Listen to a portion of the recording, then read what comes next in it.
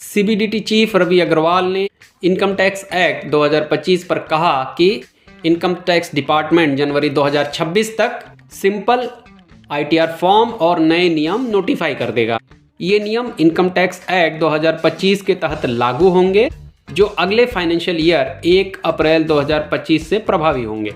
उनके शब्दों में, हम फॉर्म और नियमों को डिज़ाइन कर रहे हैं। कोशिश है कि इन्हें जनवरी तक जारी कर दिया जाए ताकि टैक्स पेयर्स अपने सिस्टम को समय से एडजस्ट कर सकें। विभाग का मकसद रिटर्न फॉर्म को सिंपल रखना है ताकि नए कानून के तहत लोगों को इनकम टैक्स रिटर्न भरने में आसानी रहे। इनकम टैक्स एक्ट 2025 को संसद में 12 अगस्त 2025 को पारित किया गया था।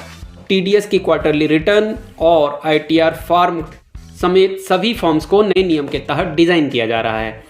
डायरेक्टरेट ऑफ सिस्टम्स और इनकम टैक्स डिपार्टमेंट दोनों मिलकर फॉर्म को अधिक टैक्स पेयर फ्रेंडली बना रहे हैं।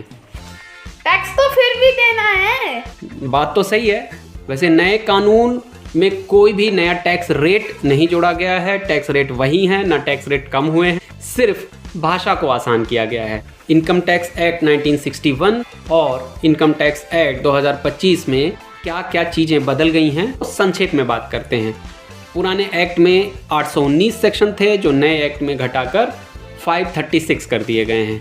पुराने इनकम टैक्स एक्ट में 47 चैप्टर्स थे, जो अब कम करके 23 कर दिए गए हैं। पुरानी किताब में कानून की भाषा में 5,12,000 शब्द थे, जो अब घटाकर 2,60,000 कर दिए गए हैं।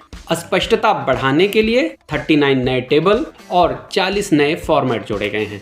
टैक्स रिफंड कब आएगा?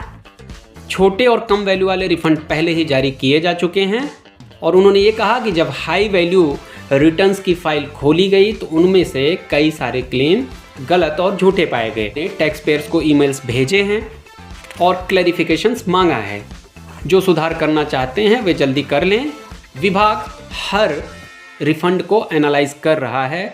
जैसे जैसे रिफंड को ग्रीन चैनल में लाया जा रहा है, वैसे वैसे उन्हें रिलीज़ किया जा रहा है। उनका कहना था कि इस महीने या फिर अगले महीने तक सारे रिफंड जारी कर दिए जाएंगे।